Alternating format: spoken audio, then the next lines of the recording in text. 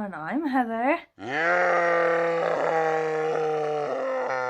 I believe it is now the 8th day of Shorty September, and we're on our 8th book.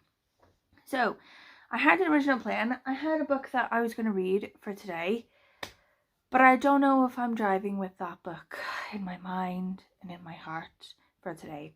So I've pulled up the war room that I originally made for myself.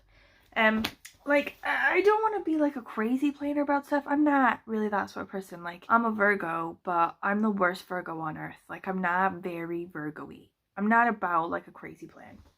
However, in this sort of Shorty September thing, I didn't want to be like wasting loads of my life trying to figure out what to do next. Do you know what I mean? To be like, okay, so I finished a book, now what book do I want next? I have to make sure that, you know, because it's a work day, it has to be small enough to fit within work, or, you know, because I'm doing other things, like I've got to go, you know, to a garden party, or I've got to take Spud to cheerleading, I've got to make sure that I have access to an audiobook, just in case, but like, you know, all these sort of different little bits of thing. I didn't want to be spending ages thinking about this, so I just sort of like gave myself a potential plan, just something. If I'm like dead to the world of my mind and don't want to think about it at all, I can just look at it and be like, what's next? And then just read that thing. And I've been doing pretty good with it so far. Like, I haven't really moved from the initial plan that much. However, the next one that's on the plan, the one for the 8th of September, is So Long, See You Tomorrow by something Maxwell. And while it does look good, and I do want to read it, it looks a bit grim and emotional for my life at this minute. Like, when you're not in that place, like, it's a slog, isn't it? And I don't want to be spending all of my day slogging. I'm just not there. So, I've looked on my plan, and I have 2 other potential books I could use for this prompt. I was going to use it for the modern classic prompt. So, I have 2 other ones that will also fit for my modern classic prompt. And incidentally, this one is set for an identical sort of day to this one. So they're both set for Thursdays, where I'm working but not going to the office. I'm working from home. And also, I don't have anything going on after work socially or with this Spud's sort of soccer momming that would keep me from finishing the book later in the day. So, that's very specific criteria, but identical criteria, so I don't have to think that much about it. So, looking at this one now, Who Will Run the Frog Hospital? Checking out the vibe, okay, vibing, if you will. Who Will Run the Frog Hospital follows the lives of Barry, an American woman visiting Paris with her husband, and Sills, her best friend from childhood, as they take their first exhilarating steps into adulthood. Though often uproariously funny, the book is at heart an elegy reminiscent to times of Brideshead Revisited.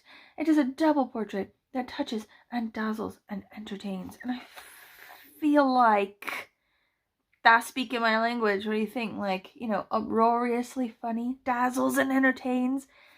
It's giving me dead avocado vibes, okay? And the dead avocado is where I want to go for today and tomorrow. So I'm going to replace them for now. Like, I'm not going to bin this one out yet. It's a library book. I'm not going to take it back. I'm just going to move it in the plan. I'm going to replace it. I'm going to, like, switch these 2, if you will. Ooh. How many tickles does it take to make an octopus laugh? How many? Tentacles, get it? So, tentacles and 10 tickles. Any jokes of you, Mommy? Jokes. No. Jokes. I just have the mushroom one. Oh, come on, tell it to the audience. I always tell the mushroom joke, babes. I got it off Grandpa in about 1998.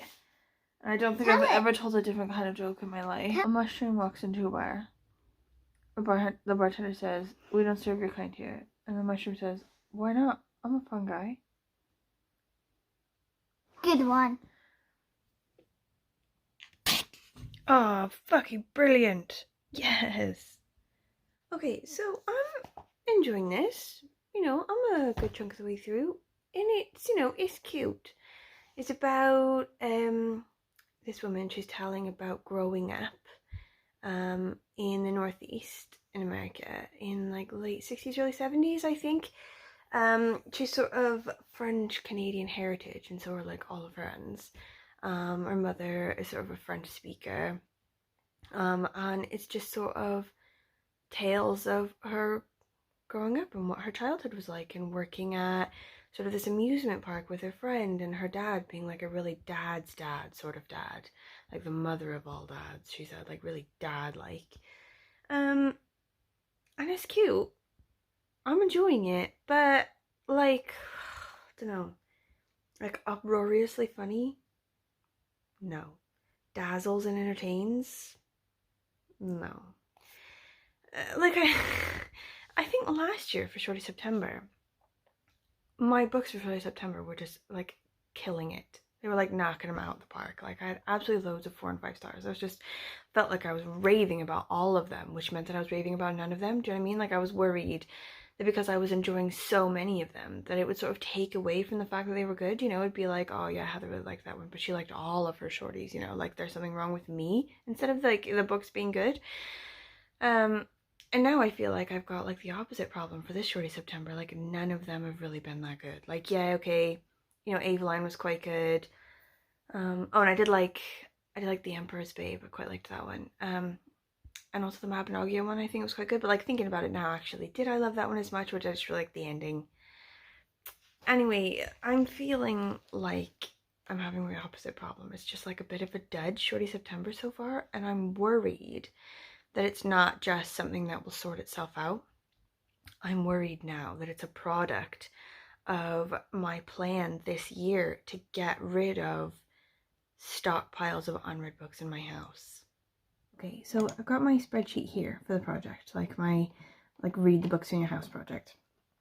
So the plan was to put huge restrictions on the books that I was buying, and also books I was getting from the library, and to instead read the books that are in my house.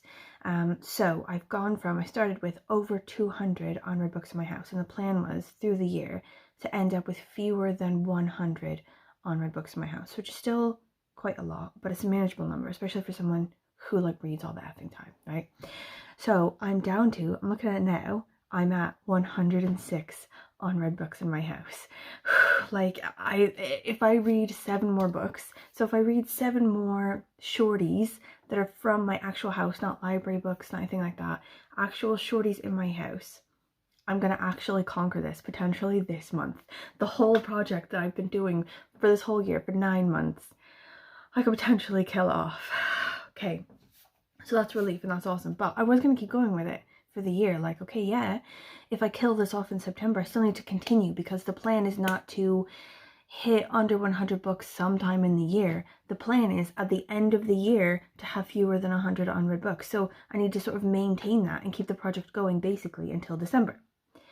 But now I'm seeing like a potential side effect that I didn't foresee, in that the quality of the books I'm now reading like aren't as high. I mean, like, not that the quality's not as high, but like my enjoyment of them is potentially not as high. So when I was buying books all the time based on things I saw, things I read, you know, just like feeling it, getting them in, my books that I was picking up, like the likelihood that I was going to pick up a book that was really good and was really for me, you know, that I would really enjoy, was really high.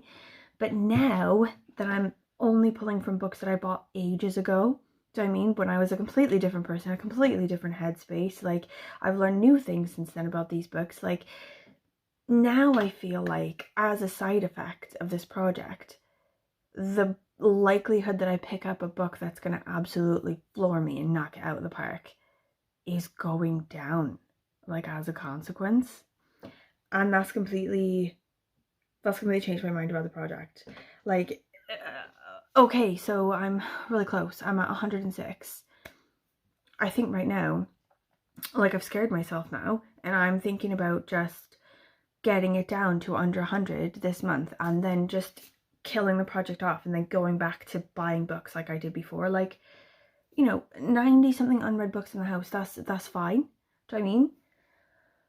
And like those books will still be here and I can still read them and whatever, but they'll be sort of interspersed with books I'm really feeling, you know? So it'll be like 5 stars, 5 stars, 3 stars, still good. Okay, but then 5 stars, 4 stars, 2 stars. Okay, whatever. Instead of like 2 star, 2 star, 3 star, 2 star. Like, I'm completely annihilating a vibe here. Do you know what I mean? On accident. It's just like I've like completely blown my own mind.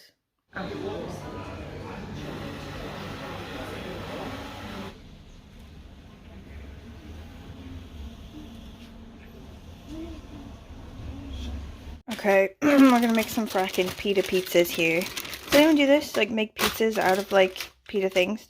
I think we're gonna do onions, garlic, tomatoes, tomato puree mainly, I think is gonna be our sauce. Olives, a bit of vegan cheese, which I don't love, so I tend to do like a little bit of it. But I'm gonna put real cheese on the kiddos one. And then also, oh yeah, we're gonna do the basil, but basically the situation is not improved since the last time this plant was dying. But we're still gonna do again with that. Okay, so in book news, right, I have finished this one and I think it was cute. Like I enjoyed that. I'm gonna give that a respectable 3 stars. Like some sort of stuff was happening to her in the end, so like some sort of interesting plot stuff, like her friend at 15 got pregnant and she had to, or she didn't have to, but you know, she wanted to help her to sort of like fund her abortion, and because it's sort of the 70s at that time, there weren't a lot of places sort of nearby where they could get an abortion. Like it was legalized already, but it was sort of hard to sort of acquire where they were. They had to go all the way to Vermont. They had to, sorry, my eyes are watering, I'm cutting onions. But they had to basically drive all the way up to Vermont where you could actually get one. So she had to sort of help her friend fund this she'd be at work, right? And she'd be sort of taking tickets for this amusement park that they work at. And she'd sort of give them the ticket stub and then take the money for it, but not run the ticket through the actual machine. Like she'd just give them the ticket stub and then take the money and put the money directly into her purse. So she was successful at that. She did raise the money necessary for that. But then in the end, she did eventually get caught and had to sort of face the music. But because it's sort of like a small town, like 70s sort of thing, they just brought like a cop along to frighten her, you know what I mean? In the end, she sort of had to go to boarding school as well. Like her parents were like, we're very disappointed in you. Anyway, like the writing was really good. And it was like, you know, like a cute sort of Bildungsroman situation, you know, like, I don't know. It was nice. It was pleasant. I enjoyed it. Okay, so that was my modern classic prompt. I'm moving on now to, I think, the 70s and 80s prompt. I'm really excited for this one. I think this one's gonna be really good. It is Hadrian and All My Dreams by René Despistes. And this one is like Haitian. So the author is sort of like big in Haitian literature, but I've never heard of him. So I hope he's absolutely amazing, and then I can read loads of other stuff that he's written. But basically this one is supposed to be roughly like a sort of voodoo zombie. Like not like you know, like zombie like this, but like sort of a spell for like making someone alive again, you know, like a sort of undead, sort of not all there sort of person. So I'm excited for that. These fucking onions, I swear. But that's the end. If you've come all the way to the end, thank you for watching. Appreciate you. If you have any questions, comments, literally anything, let me know. Updates on your Shorty September, updates on your reading. Have you read this book? Have you not read it? Do you love it? Do you hate it? Have you read Hadrian in All My Dreams? Because I feel like that one's gonna be banging. Yeah, anything. Let me know. I'll see you tomorrow.